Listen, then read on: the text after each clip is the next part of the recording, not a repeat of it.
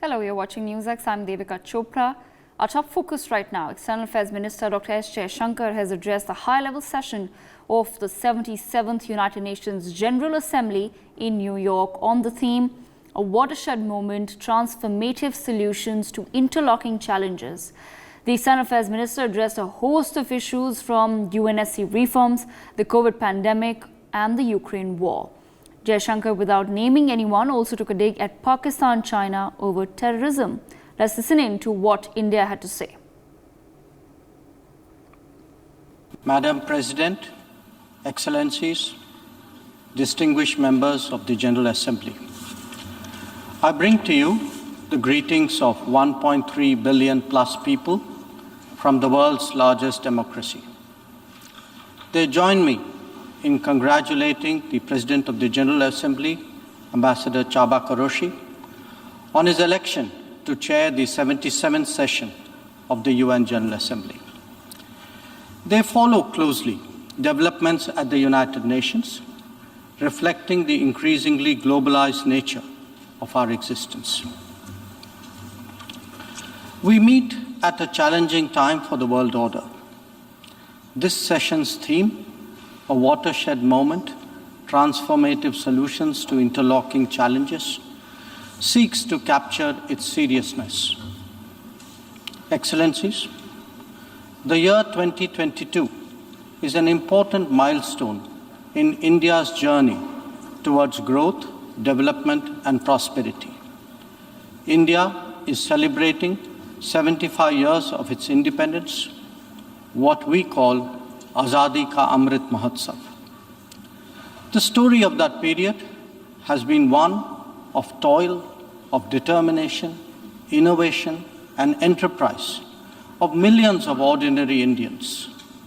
They are rejuvenating a society pillaged by centuries of foreign attacks and colonialism. And they are doing so in a democratic framework whose steady progress is reflected in more authentic voices and grounded leadership. This new India, under the visionary and dynamic leadership of Prime Minister Narendra Modi, is a confident and resurgent society. Its agenda for our centenary will be achieved through the 5 pledges that we committed to on our Independence Day. 1, we are resolved to make India a developed country in the next 25 years. For the world, that creates more capacities for global good. 2, we will liberate ourselves from a colonial mindset. Externally, this means reformed multilateralism and more contemporary global governance. 3, our rich civilizational heritage will be a source of pride and of strength. This includes care and concern for the environment, so ingrained in our traditional ethos. 4, we will promote greater unity and solidarity. This expresses a coming together on global issues such as terrorism, pandemics, or the environment. And 5, we will instill consciousness of duties and responsibilities. This applies to nations as much as it does to citizens. These 5 pledges affirm our age-old outlook that sees the world as one family. We believe that national good and global good can be entirely in harmony. It is this conviction that led us to supply vaccines to over 100 nations. Similarly, our evacuation operations in HADR situations always had room for other nationals in distress. Even as we meet our own development targets, India offers partnerships to our brothers and sisters in Asia, in Africa, and Latin America. And we do so based on their needs and their priorities. Today, the focus is on green growth, better connectivity, digital delivery, and accessible health. Our solidarity is not just in words. You can see them in 700 projects across the world. Madam President, even while India contributes to global betterment, we recognize the sharp deterioration in the international landscape. The world is already struggling with challenges of post-pandemic economic recovery. The debt situation of the developing is precarious. To this is now added the rising costs and the shrinking availability of fuel, of food, and of fertilizers. These, along with trade disruptions and diversions, are among the many consequences of the Ukraine conflict. The Indo-Pacific, too, witnesses fresh concerns about its stability and its security. And climate events have added an overlay on these mounting anxieties. As we saw in the case of the COVID pandemic, the South will be the most impacted, even if the immediate causes are well beyond. It is imperative that global conversations recognize this deep unfairness.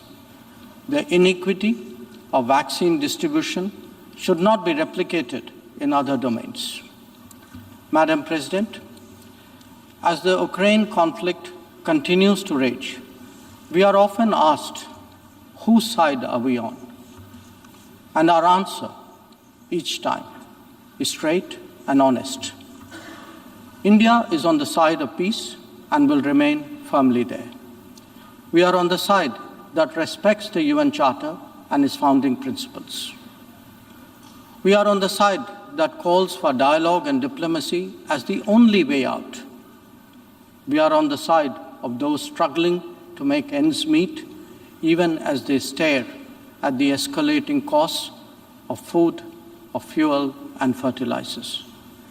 It is therefore in our collective interest to work constructively, both within the United Nations and outside, in finding an early resolution to this conflict. Excellencies, while the global attention has been on Ukraine, India has also had to contend with other challenges, especially in its own neighborhood. Some of them may be aggravated by the COVID pandemic and ongoing conflicts, but they speak too of a deeper malaise. The accumulation of debt in fragile economies is of particular concern. We believe that in such times, the international community must rise above narrow national agendas.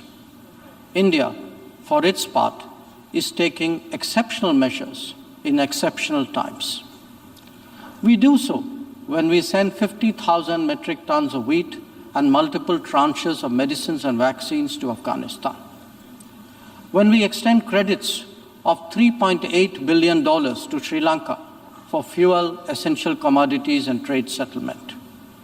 When we supply 10,000 metric tons of food aid and vaccine shipments to Myanmar. When we fill the gap in humanitarian needs left unaddressed by political complexity. Whether it is disaster response or humanitarian assistance, India has stood strong, contributing particularly to those nearest to us. Excellencies, the world as we knew it is poised for transformational changes.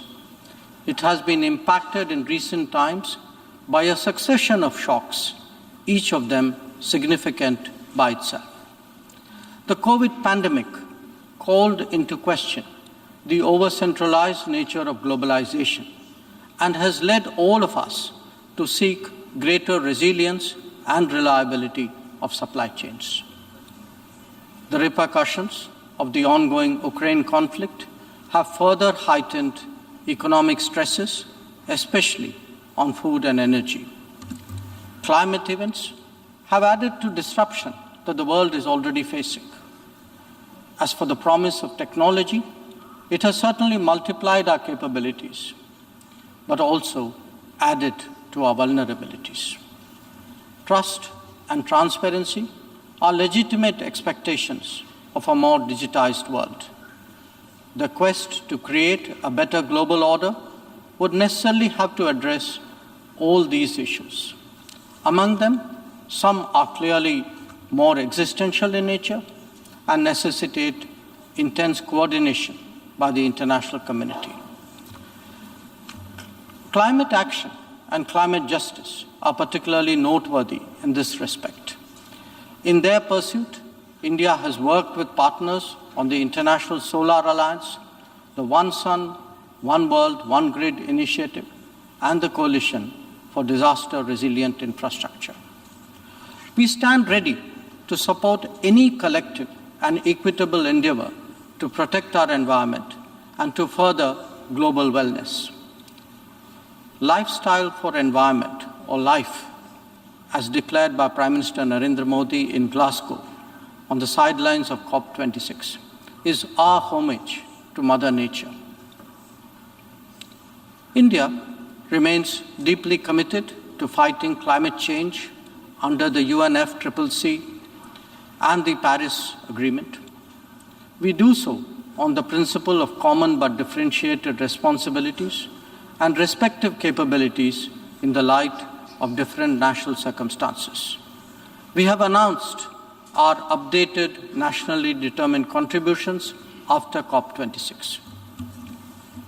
Excellencies, India's steadfast commitment to South-South cooperation is by now well established and well recognized. Our approach is based on principles of mutual respect and national ownership, with a commitment to sustainable development for all. As we begin the G20 presidency this December, we are sensitive to the challenges faced by developing countries.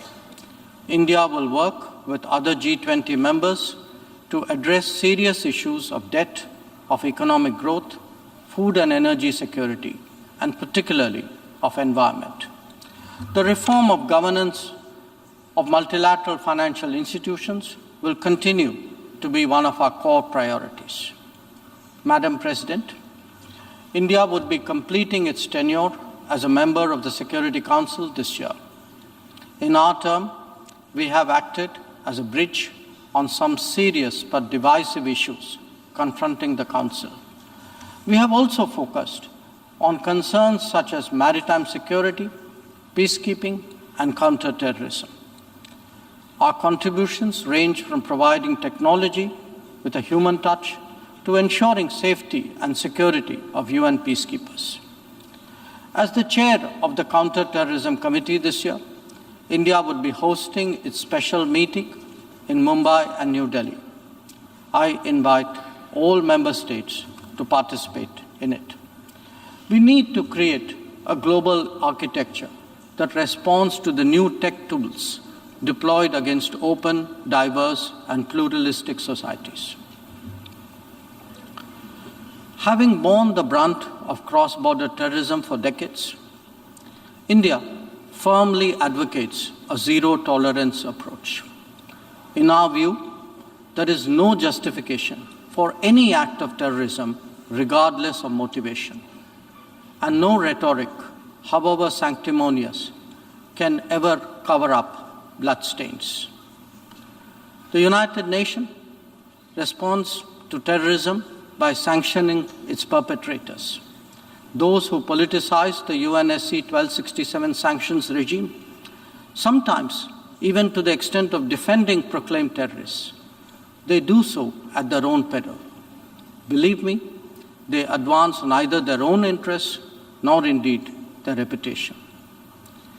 India has always espoused a cooperative, inclusive, and consultative approach to international relations. We believe that multipolarity, rebalancing, fair globalization, and reformed multilateralism cannot be kept in abeyance. The call for reformed multilateralism, with reforms of the Security Council at its core, enjoys considerable support among UN members.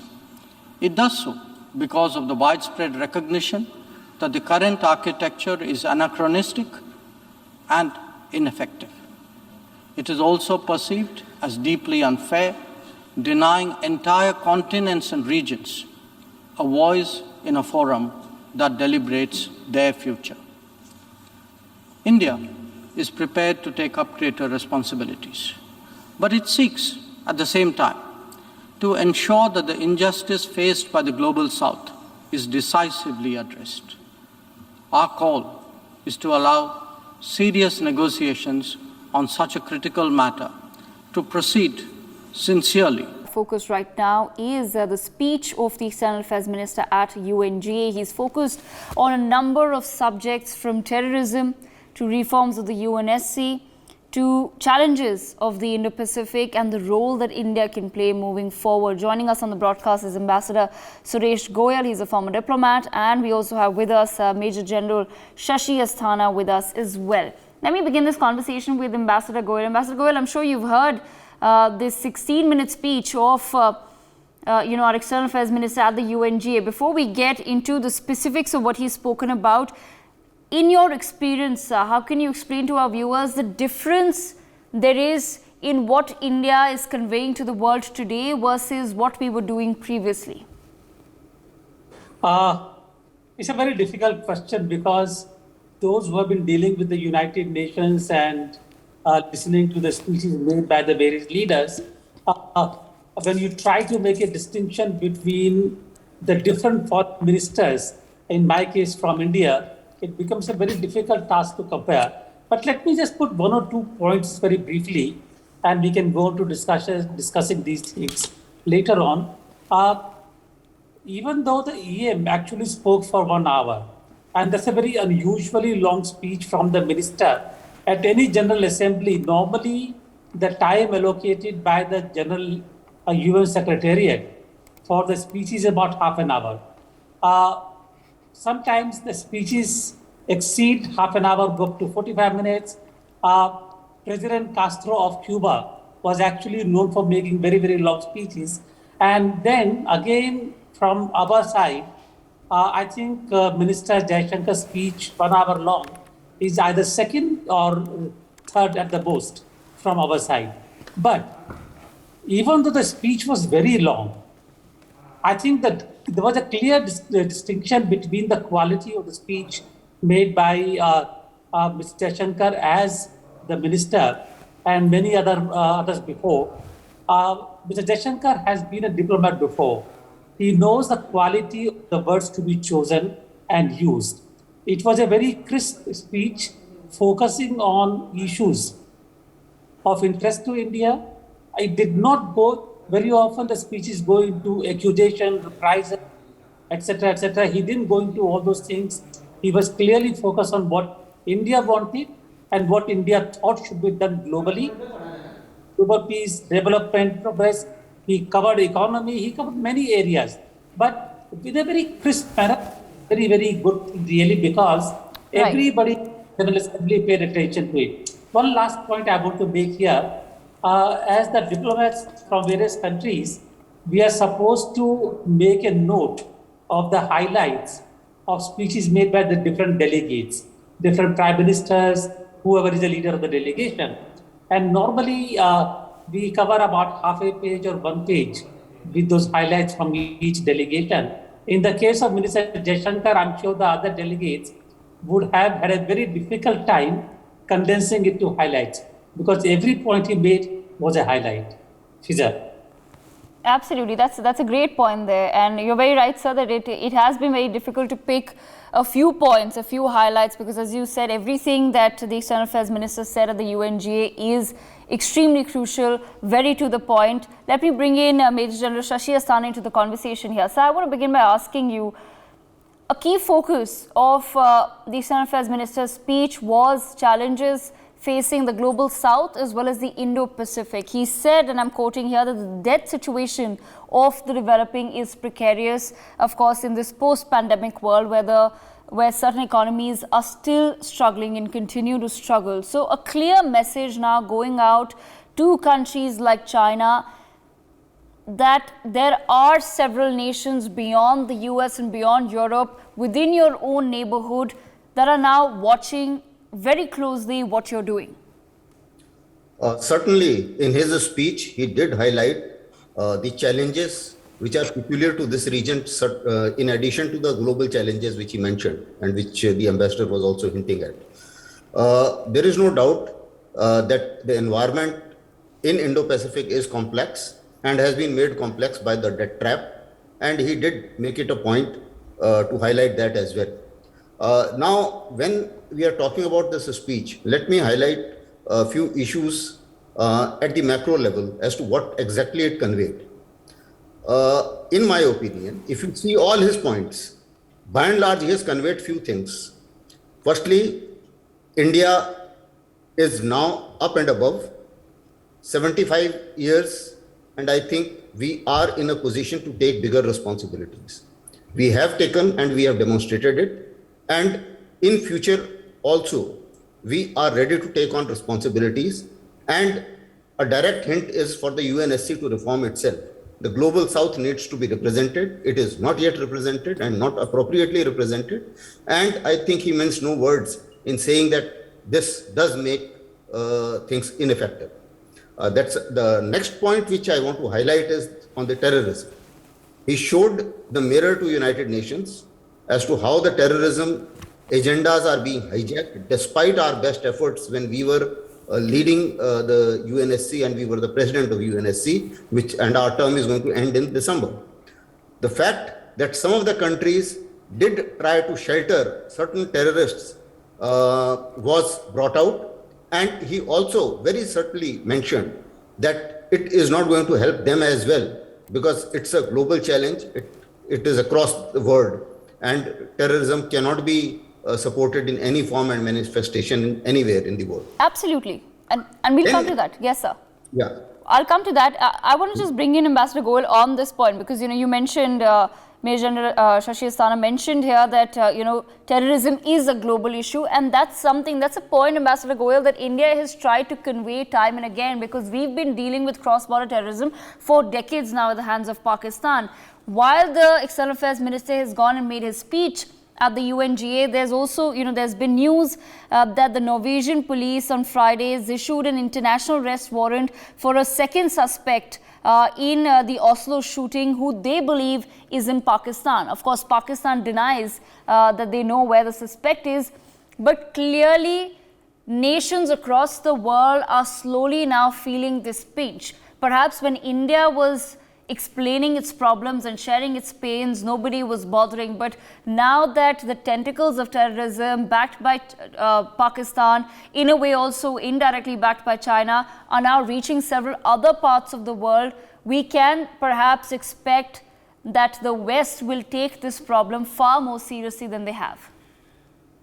I hope they do, Fiza, because I have been seeing the behavior of the global community as well as the United Nations on this issue of terrorism, not for 1 decade or 2 decades, but since 1990, mid-1990s, to be precise, in 1994, when we decided to work on an international convention on terrorism, ICTC.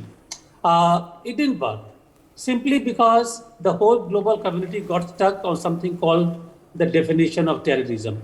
Right. The point I'm making here is very simple. Despite what happens in India, despite what happened in 9/11, despite what happened in our parliament, etc., every country, even today, despite all the homages being paid, despite all the rhetoric being used, every country till today continues to deal with terrorism as its own national security issue. They may call it international security, but look at the USA, what it does. When it's a question of Bin Laden, it's a question of Zawahiri, they take action on their own. They don't take national action. Now, the point I'm making simply here is that unless we make it a global action, we are not going to be able to succeed. We will have lonely battles, but we will not succeed in eradicating terrorism. So what Minister Jaishankar is saying, that unless we come globally together and deal with terrorism as a global issue, we will not be able to succeed. And I hope that we ultimately agree to work together on this issue. Major Shashi Asthana, we were making a point, sir, on the fact of terrorism, because Ambassador Suresh Goel also, has a point there that, of course, the world definitely needs to come together, but we've struggled for many decades in bringing the world together. And he's also pointed out that when it comes to a country like the US, they don't wait for any other country to back them or support them. If they feel that another country or a terrorist group has committed, a crime on US soil, then they will take action, whatever they deem fit. They're not waiting for the world's validation. Yes, but that has to be called out because the same set of countries, I will not name the countries, but everybody is playing a double game. A terrorist of one country appears to be the freedom fighter of another, and that is the game which they play. So the fact that USA, when it suited them, struck a deal with Taliban, I think that defeats the basic purpose of they talking that we are going in for the global war against terrorism and things like that. So that's one part of it. The second issue which I want to highlight in the speech, which actually impressed me a lot, was the issue of the climate change and the clarification on the Russia-Ukraine war. Now, on Russia-Ukraine war, there have been fair amount of the West initially used to unnecessarily keep talking about India as to India's stance is weakened or it's neutral or it should. Has been criticism. So I think he gave a very clear-cut message that our stance even earlier was that it should be peace. There is no scope for war. There is no room for war, and this is not an era of war. And it's a total impartial stance, and the stance does not change. We are for diplomacy and dialogue, and we continue to remain so, and that is exactly what we have been saying right from the word go, that the war must stop and it should be peace. So that I think he clarified very appropriately. The next issue which he clarified was regarding the environment. Now, we have done a lot. There are expectations of different kind. The rich countries, they pollute much more. An average American pollutes 8 times more than an average Indian, despite coal burning and stubble burning and things like that. But notwithstanding that, we still have set our targets and we still have given certain concepts to the world, like one sun, one earth, and one grid. This is one concept, that is International Solar Alliance. Then we are also talking of the life concept, that lifestyle must change to suit the environment. And we have also selected, he also highlighted that we have picked up our NDCs, which many other countries have not done so far. And we have very clearly laid out that, okay, by 2030, we will reduce our dependence on non-fossil energy or fossil energy by 50%, and we will be net zero by 2070.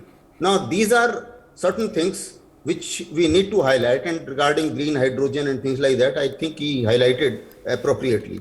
So all in all, even when he was talking about 5 pledges, he was actually giving the interpretation as to how world must understand our 5 pledges, because 5 pledges actually are for our own country. But then the way he put across was as to what should world understand out of it.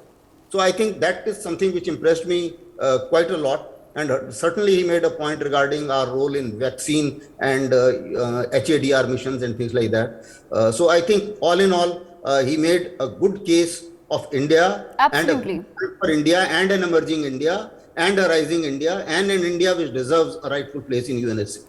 Absolutely, and a great shift if one were to discuss it from that point of view in terms of how India presents itself, is the fact that we now go out, even if it's the UNGA or any other forum, we go out and we present our own case. We present the facts that this is what we have done. Look, we have, all the things going on for us at this point in time. This is what we've done, and this is how we have elevated our own nation, and we want this for not just ourselves but for the world. Ambassador Goyal, I want to bring you back into the conversation. Another very interesting point that the External Affairs Minister, he reiterated that, of course, from the Prime Minister's previous speech, is the fact that we want to liberate ourselves, from a colonial mindset.